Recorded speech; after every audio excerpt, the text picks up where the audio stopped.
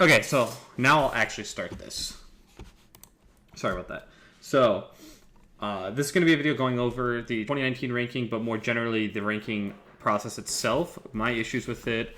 Most of this is directed at the balloters and kind of what in my opinion is a bad interpretation of the prompt, but also to give more transparency to a lot of people who I think have had a lot of questions or doubts about the panel system that don't actually understand exactly how it works, and I would definitely like to clear that up. So before anything, you have to actually understand what the prompt means. So in this prompt, it basically says, based on quality or quantity of results in 2019, rate each player on a scale from 1 to 10. So how much and how good it was, quality and quantity. So that's already really important. It's asking for both. A tournament is held on every weekend during the ranking period, and all players on the list are able to attend every event. Over the course of the season, who performs the best? So this clause right here, very clearly, no recency bias. Attend as an event every single weekend. Who does the best on average? It doesn't say on average, but that's clearly what it means.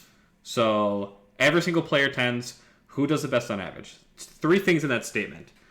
Everyone attends. The events that are most representative of that are obviously super majors. So in my opinion, and this I think could be debated, but I also think it's pretty cut and clear for me. In my opinion, that means super majors are definitely the most indicative of that, followed by majors, regionals, locals. Locals are easily the least important. You play the same people over and over again. Over the course of the year, it's likely that you're not going to play the same people every single time. So obviously, you're going to have some people that you play more often than not, but things change so much that usually the seeding is going to change every week. It also says no recency. On average, over the entire course of the period. So it doesn't say that January means less than December. Doesn't matter where. Just take the average of what you expect it to be and then rate them. This doesn't really matter too much into an overall average, and it suppresses the effect of outliers. So if someone, let's say Mutaking is a bad example. Let's say HBox was given 98 ranks of one in the world, and then 2 people decided to rank him 100th because they wanted to destroy his ranking. Those votes are not even going to count because they're such drastic outliers that, based on the rest of the data, they're going to be thrown out immediately. That person's ballot also probably wouldn't be counted because of how obviously wrong it is. But if someone's ranks are completely skewed on 1 or 2 lists in either direction, generally speaking, it doesn't even factor in because of how out of the norm it is. Okay, so having said that, there's obviously a lot of talk this year about, especially the high end, the top 10. The biggest point of controversy for a lot of people, Mutaking being ranked period, and Plup being as high as he was. Some people think he should be higher. Most of the balloters are kind of surprised he's this high because he just didn't attend that much and didn't have that many high-level wins. And then the biggest one for me, the biggest bad one, was Wizzy over Zain. And then there's another thing with Leffen, but I'll get into him later. Leffen's a little different because he is European, so I give Europeans the benefit of the doubt. I'll get into why I do that. So let's get into that. First off, a point I forgot to make. Nowhere in here does it suggest in any capacity that you should ever account for legacy. All it's saying is 2019 results. So I don't care if you were number 1 in the world in 2018. If you sucked in 2019, you have to be ranked accordingly to that. Doesn't matter how good you are. Legacy has no spot in this. Nowhere is it even mentioned as a possibility that you should rank off of legacy. Very clearly. Okay. So, the biggest issue with Mutaking, obviously, is that he attended Genesis, did really badly, got 33rd, I think, losing to Bananas and Triff. Bananas obviously went to losers early because he lost to Bimbo because he was actually seeded pretty highly. He was a top 20 player in 2018. And then he didn't attend anything until October. So that's 10 months without an event. Goes to Big House and competes for 4 events in 2 months. Okay. This is tricky. So I think that a lot of people, in my opinion, ranked Mutaking because he's Mutaking and he should be ranked and he did really well. I think that if I had the same player portfolio that he did, not only would most people have abstained from ranking me, even if they did, I probably would have been ranked really low. And to his credit, Mutaking didn't want to be ranked. Whether or not it was for selfish reasons or not, like, oh, he just wanted to protect his rank, I agree with him. He should not have been ranked. So let's go over this line, okay? Look at how much information all these players have. All these players have accumulated, right? That's so much information to go off of. And you go down to Mewtwo King, and what does he have? 2-2 with HBox, 1-0 with me. So he's only played 2 top 10 players in 2019. He played 2 top 10 players. That's it. And one of them he only had 1 set against. So he went 2-2 with number 1, 1-0 with number 9, 0-1 with number 16, lost to Facial, lost to Banana. So his best wins are me and HBox. And then after that, his next best win is none. In what world does that constitute someone who's number 10? He also lost to Zain. So yeah, so actually he's 0-1 with Zain as well. He was 0-1 with Fiction. So let's go over this. 2-2 with number 1, 1-0 with number 9, 0-1 with number 6, whatever. 0-1 with number 16, 1-2 with number 17. 0-1 with number 25. What's up, Alex? Thanks for the sub. 0-1 with number 12. I know Shep's gonna kill me for saying that. And then he's 2-0 on none. It was 15, I think, and 1-0 with Mike Hayes. In my personal opinion, I don't see how that gets number 10.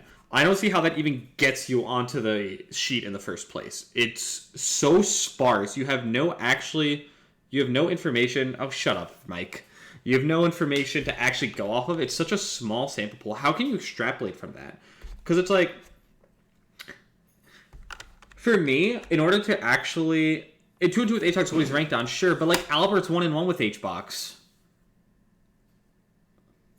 I don't think that's enough to get you to number 10 if all you have is like a few other wins in the like 9 to 20 range. Let's look at Fiction's line, okay? But it's Mewtwo King. That's exactly my point. Legacy shouldn't matter. Nowhere in the definition does it say legacy should matter. And I think if anyone's ranking off of legacy, they should have their ballots revoked, honestly. So let's look at Fiction. 1-0 with Wizzy. All these set losses, fine. 1-0 with Plup. Up on Johnny. He's up on me. This one of the losses was at an outdoor local. Doesn't matter. And then he's down on SFAT and Fiction. Or SFAT and Triff. That's a crazy good... And then look at all these, like, this green in the middle. His worst loss of the year... This is a bracket reset. I'll get into that too much. I don't really care about bracket resets too much. Bimbo was at a bar tournament, which he wasn't trying at. So I don't count that either. So his worst losses are Mike and Wes. And then we go to... So that's over the course of however many tournaments. I don't see any way that with how little Mewtwo King had, you can confirm that he should be higher than Fiction. He lost all the way in the middle. He lost basically everyone in the middle tier from like 10 to 20 except for none. Didn't beat any of them except for one set win on face roll, I think, right?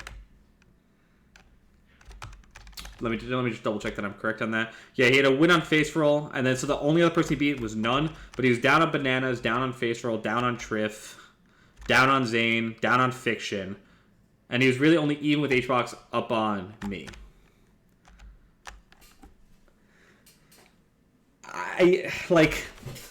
Mewtwo King obviously has the skill, but based on the quality and quantity of results in 2019, you have to base it off the results they got in that year. You can't base it off of extrapolating how good they are. That's what the prompt says. And if you're a balloter, I don't think there's a point where you can say, like, okay, but this person was really good last year, when the prompt definitively tells you to vote otherwise. And that doesn't even bring up a bigger point of when someone competes over the point of a year, you get a kind of a sense how good they are, how good they can be, how bad they can be. You have one data point for Mewtwo King in January, and then just a few data points at the end of the year. You have 0 data points from January, from the middle of February all the way through the middle of October. Not a single data point. How can you rank someone like that? I don't see a universe where you can rank someone like that. There's no way you can accurately rank them. And in almost every statistical place, and this isn't PTAS's fault. PTAS had a prompt. And I think people just didn't follow it. If you have that few points, I don't see any way that you can actually justifiably rank someone. Like, Wizzy had a 2-month period where he was #1 in the world. Like, almost clearly. Went between Summit, Smash and Splash, CEO, and I think it was Gommel. He was almost undoubtedly the best player in the world. He just didn't get it because he was so inactive at the beginning. And then look what happened when he came back to Big House and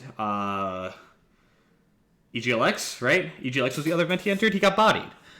It's almost impossible to tell how good someone is off of a 2-month sample size, and it's especially impossible when they did like pretty well in those 2 months, but at the beginning of the year they got rocked and then they didn't enter anything for 10 months. Like, in my opinion, if someone doesn't enter or play a game for 8 months, I think like this. Well, he put him on the ballot because he's technically qualified, but I'll go over that too.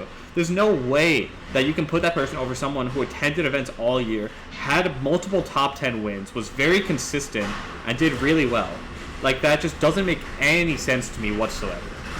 So, problem number 1 was with balloters was Mutaking actually getting ranked, which I think was just completely absurd. Sorry for the noise outside. Someone was moving something.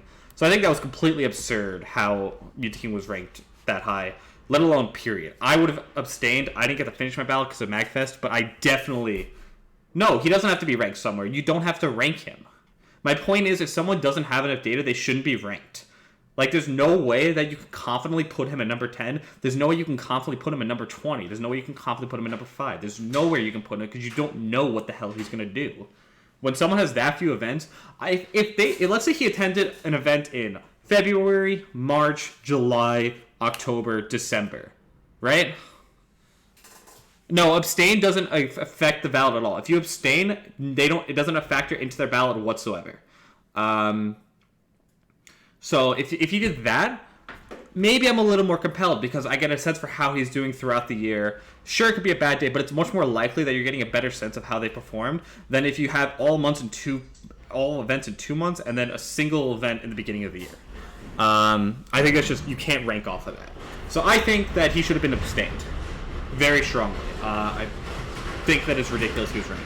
I'm going to wait for the noise outside to stop before I move on, but I think the next thing I want to talk about is how did Duck and Mutaking compare in participation? Pretty similarly. They're almost the same. Is abstain not factoring a problem? What do you mean?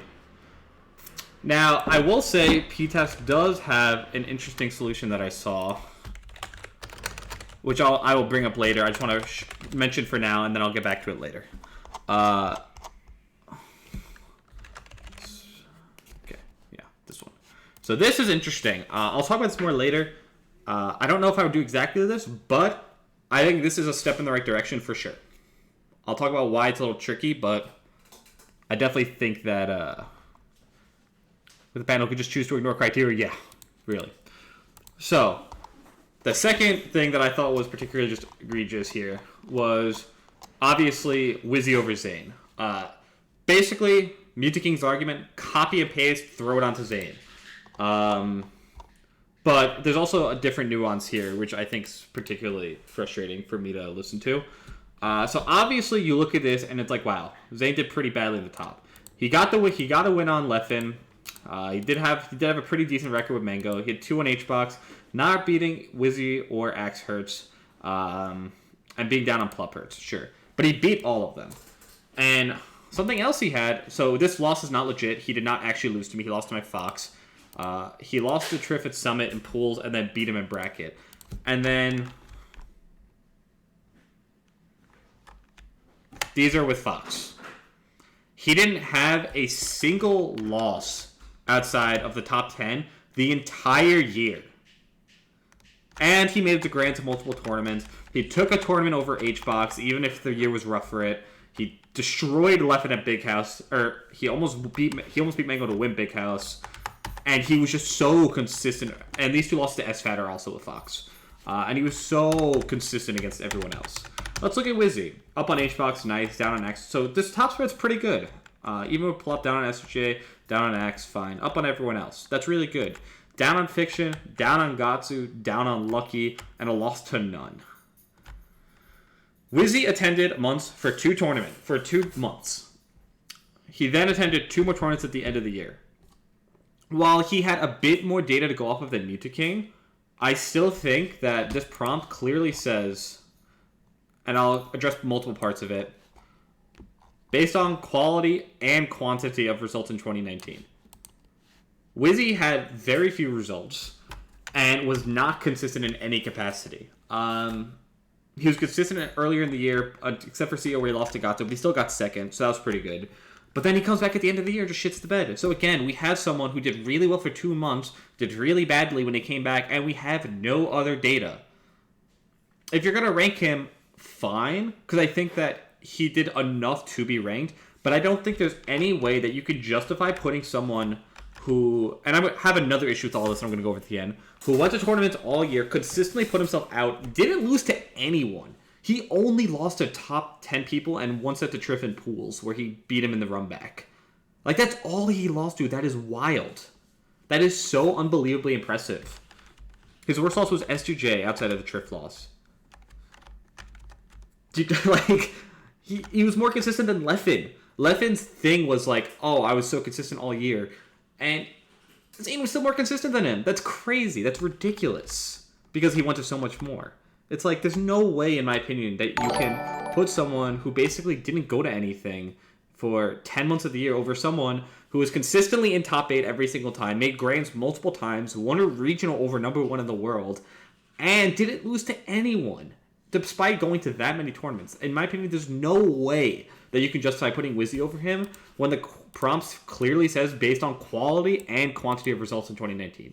Yes, it says you may give the benefit of the doubt to players who attended more events during the ranking period if you choose, so you don't have to, but I think that, and there's another issue that a lot of people brought up, I don't think it's a healthy system to reward people for essentially dodging events, whether or not he did it intentionally or not, for dodging events for 6 months, but... So, sorry, I don't think there's any way you can avoid him dodging events for basically like 6 months, 8 months, 10 months, because that creates a precedent. Oh, if you do really well the first half of the year, just attend 1 and 2 at the end, and it's done. That's not healthy for the game, and it doesn't show you how well they're going to do in the second half of the year. The bigger issue is you don't know how they're going to do for 8 to 10 months of the year, and that's a huge problem. HBox was like number 3 or number 4 for half the year in 2016 before he went on a crazy tear the second half to get number 1. It's like, people's years can vary so wildly. Nunn was a top 30 player before playing like a top 7 player the second half of 2019. The people's performances can vary so wildly. And so, thank you so much for the gifted subs. And thank you also for the Twitch Prime for Mr. Maddox. So, it's ridiculous to me to reward someone for doing basically nothing when people's performances can vary so wildly. And in my opinion, you have to assume that their valleys is the other 6 months, in my opinion, if you're going to rank them. That's my genuine opinion. You have to assume that their valleys, that's going to be the 6 months if they don't attend anything in those times. Because otherwise, it's just not fair. And if they only attend stuff for 2 months and they don't attend stuff for the rest of the year, I think you should just abstain. I don't think it's fair to anyone else. And I think it could also screw over like seeding and stuff. So at that point, I don't think you should rank them at all. I think Wizzy should have been ranked, but he should have been penalized. In my opinion, he should have been probably 7th. Or... probably 6th. I think he did. Amsa also got upset a lot, and Amsa didn't have the peaks that Wizzy did. So I think, even though it's one spot, it's such a statement to me that they put Wizzy over Zain, that a bunch of people decided this was a good idea. And people probably put Wizzy at 4th or 3rd or 2nd if he got ranked that high, because of how many people probably ranked him below Zain. Do you have a Patreon? Exclamation point Patreon. So, to me, it's such a big move. It's such a bad precedent to set. And it makes me really frustrated that this is the way it is. Nothing against Wizzy personally, but I think that is a ridiculous thing to have him ranked over. And so that's that. Mango versus Leffen argument. This brings up an issue with... Thanks so much for the sub, Henry. This brings up an interesting discussion about Europe. So what do you do with Europe? And like Australia. Like, what do you do with Spud and Sora? So, in my opinion, there should be separate requirements for Europe. They should be required to attend minimum events in Europe, and that should be their activity requirement. I think they should be forced to attend one U.S. event, 1 or 2, let's say 2 U.S. events. I think that Europe should have to enter 2 U.S. events. You can easily do that in a trip. There's back-to-back regionals all the time, and if you're trying to be a top Melee player, I think you have to. But I think that there should be a much bigger requirement of you have to attend like 5 or 6 European regionals. Because, in my opinion, if you can get enough if you can get enough of a portfolio where, okay, this is how they do against the rest of Europe, and we know because Europe has to travel generally how they do in America, and you know some people are going to travel more, we can get a feel for their approximate skill level, and then we can actually like rank them. There aren't 5 or 6 U regionals. That's not true at all. That's not true at all. There's a 2 US event seems like a fringe for a top 100 player. Not really. It's actually pretty easy to get. All you have to do is get flown out for one thing, which is not that hard. But again, you have to make sure you can actually rank them. And every fringe top 100 player gets to 2 events a year.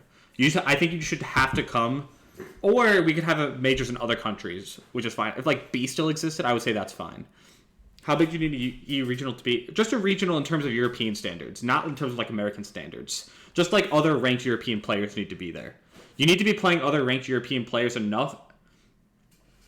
Well, so while I think that would suck, but at some point you have to draw like a line, because it's impossible to rank someone if they've only performed against Europe, and it's like I don't know how to rank that.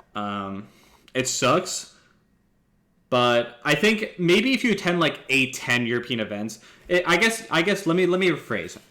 So you're bringing up a good point. Obviously this is off the top of my head, but for top 100, I think okay, maybe you shouldn't have to, but anyone who's shooting for top 50, they travel to the US all the time. For top 100, I can see why you're saying. So maybe if you attended like a lot of European events, that's okay. I have to think more about it. And the European thing is obviously really hard, but I do think that Europe should be required to attend at least one like super major. Even if it's in Europe, as long as there's a lot of US talent, that's fine. But I think Europe should be required to attend at least one thing with everyone else in attendance. Preferably 2 events in the US, but I understand that that's tricky. So Mango versus Leffen is a little interesting because obviously Leffen DQ'd out a lot, but he's in Europe. But he also DQ'd out of a few events, so it's tricky. Obviously Leffen had a really good peak, up on HBox, only down on Axe and Wizzy. And Moki LOL. The Moki loss, that was actually a crazy set. But even with me and Mango, and then up on everybody else. That's an incredible year. Attend enough for me to feel pretty confident in how he's doing. I'm doing pretty well still. But pretty decent year. So what do you do when someone from Europe DQs? So what do you do with DQs, period, I guess? So I personally had Leffen at 3 because I'm okay if Europeans can't attend as much, but I did penalize him. Even though I couldn't submit a ballot, I did penalize him because I didn't like that he DQ'd out of melee events that he was already at. I understand that sometimes travel and stuff, health comes first, but he DQ'd out of Genesis to play Ultimate. He DQ'd out of something else to play Ultimate, Pound, I think. And for me, if you're DQing out to play another game, that's telling me you're probably not going to do as well in melee, and it's also telling me that you had the time to compete in melee and chose not to. And so at that point, I lose sympathy for someone who can't attend as many events. In my opinion, if you want to go for number 1, you have to attend all the events that you can. And so for me, I would have ranked Mango over Leffen because of obviously like inconsistent entries by Leffen. But I wouldn't yell at someone who ranked Leffen over Mango because I also understand that as a European, it is hard, and it's hard for him. And he still entered like a lot. Objectively, as a European, he entered like more than enough events. Like, let's see what he entered. Let's check. So let's see what he entered. He entered Big House, he entered Shine, he entered SmashCon, he entered Summit, he entered Smash Fest, he entered Gommel. That's a lot of events. That's 1, 2, 3, 4, 5, 6 majors in the United States in 2019. As a European, that's a crazy amount of events. I would say that's probably enough. But it's definitely less than everyone else. And thanks, guys. It's definitely less than everyone else, and because he DQ'd out of other events and Mango attended so much more, I definitely would give the pass to Mango because of that. Granted, the conversation between 2 and 3 barely matters, in my opinion. If you're 2 or 3, you don't care if you're 2 or 3, you care about getting number 1. But it does create a question of, like, what do you do when people DQ? And I think if people DQ, you should penalize them 100%. I definitely penalized Wizzy for not going to enough, 100%, not even close. I definitely am going to penalize DQing in the future. I think if you DQ because you didn't feel it or you were having a cold, if you DQ because someone died, fine, and your family died. If you DQ because you get the flu or you get like some crazy thing that requires you to have like intensive rest, fine. If you DQ because you don't, but if you DQ because you're not feeling it, if you DQ because you feel like you're not prepared enough, if you DQ because you have a little cold or allergies, I'm penalizing you. I don't care. I think it's a really bad precedent to set that as well, that you can just escape your bad play by DQing. Or if you DQ because like, oh, I didn't get enough sleep, like I don't care at this point. I think that if you commit to an event, everything leading up to it is going to determine how you play, not the events right before. And even if you're sick, I think you should be able to pull it out, unless obviously you're deathly ill, in which case, yeah, I'm not going to yell at you. But if you're just going to go in with a cold, like, I'm sorry, I competed on painkillers. I competed through like legit like almost going to the hospital IBS, and I did fine. Like, I got top 8 at both those events. I beat Levin when I had the thing in my stomach. I got top 8 at SmashCon. Haha, none said funny. But I still 3-0'd Swedish with the painkillers in my mouth. Like, if you are going to DQ for a common cold, no, I don't care. If you're DQing because you have the sniffles, I don't care. I'm penalizing you for that. If you DQ because something's legit wrong, like, I wouldn't blame anyone who had, like, the 2 thing I had for DQing. I just didn't... I felt bad for the people who paid for me to get there, so I wanted to enter. But if you DQ for something small, I'm going to penalize you this year, and I think other people should do so as well, because it's a really bad precedent that you can just avoid bad performances. Everyone's going to have bad performances. You can't run away from them, because then we're not getting the entire story on you as a competitor, and I can't rank you accurately. Something that kind of held with me, Armada was talking about his rankings once, and he said, like, yeah, I have a worse record versus the top 10 than, like, Mango or Leffen, but that's because on my bad days, I always get to them. On their bad days, they lose to like completely other people who aren't even in the top 10. I think there's a $500 spending limit on my card per day. Okay. Something like that. So let me just get you up to this because I'm just going on YouTube. So okay. I'll come over in a second. You still have like 8 spots, but I'll take care of it. Okay, yeah. But I have all the money in my account. Okay, sick. He said like, yeah, I always get to them no matter what. They will just drop out or lose to someone random. And to me, that stuck a lot. It's like, even on your bad days, you have to be able to, like, play well. And if you're not, then you're probably not the rank of player you think you are. If you're like, oh, I'm a top 10 player because of all these tournaments I did really well at, but you dropped out of everything you did badly at. No, you're not a top 10 player. You're just a top 10 player the 50% of the time you're actually feeling like you're playing well. And you're just dodging whenever you don't feel like you're playing well. And to me, that should be heavily, heavily penalized. Okay. And then the last thing I want to talk about is consistency versus peaks. And this is, by the way, on the last topic, this is coming from someone who used to dodge events to protect his ranking. I don't do that anymore. I compete no matter what. I don't care how I'm feeling, what's going on. I compete through my grandfather dying. I compete through everything at this point. So, voting started already? Yeah, I saw that. So, last thing I want to talk about is consistency versus peaks. Obviously, one of the biggest issues I took on Twitter was Fiction's rank.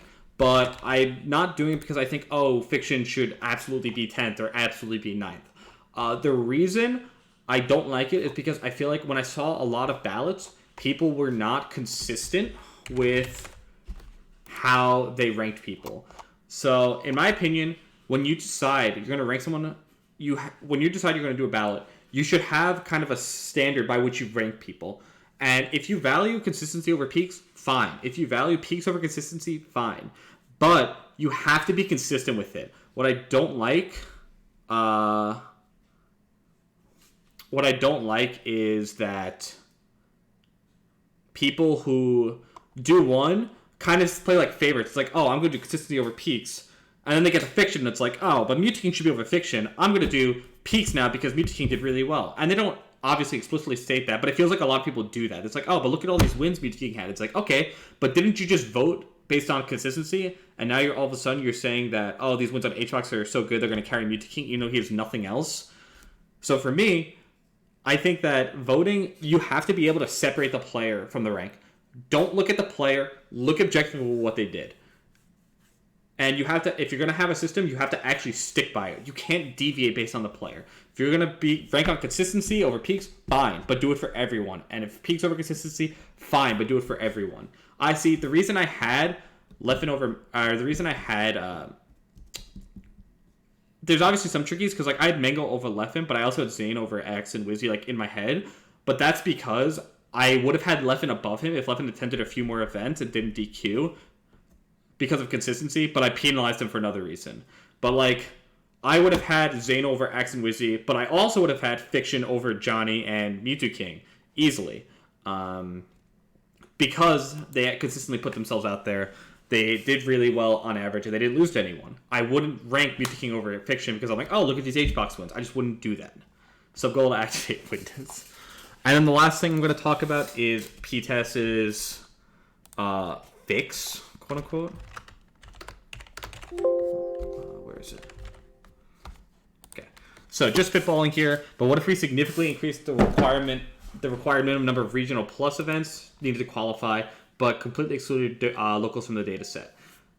Obviously different for non-US players because it's just different. So this attacks a lot of what I said I had issues with. One, we won't have a situation like Mewtwo King and Wizzy because they just wouldn't be active. They didn't attempt enough. And I don't think they should have been active. Wizzy, I get it ranking a little more because of how well he won a Super Major. He did attend more, but I think this increasing the number of regional plus forces you to... I didn't talk about Plup because Plup kind of fits in like a hybrid of Wizzy and Mewtwo King. So I think that this would fit because you have to attend enough events, which means you're going to have to attend it over a period of time. You can't just attend events in a month and be done. So that would fix that criteria for me. And I'm thinking he's talking like 10, 12 events, which I think is the way it should be. So that would be great. It would also exclude locals, which I think for a top player, it's really important to have events that you can practice stuff at. Like a lot of times we go to locals just to like warm up, but it's not indicative of how we would do at a super major. We haven't taken the precautions we would going into a super major for locals. We use locals to warm up. And also locals, you play the same people all the time. They're bound to take sets off of you. When you play someone in 10, 15 sets, they're going to take some sets off of you. There's nothing you can do about it. You're not going to beat someone every time. So you also get rid of that dilemma. And then you would also not have this stupid, like, oh, it wouldn't be like, oh, this person will be active if they attend 2 more events, even though they didn't attend all year. It's like, no.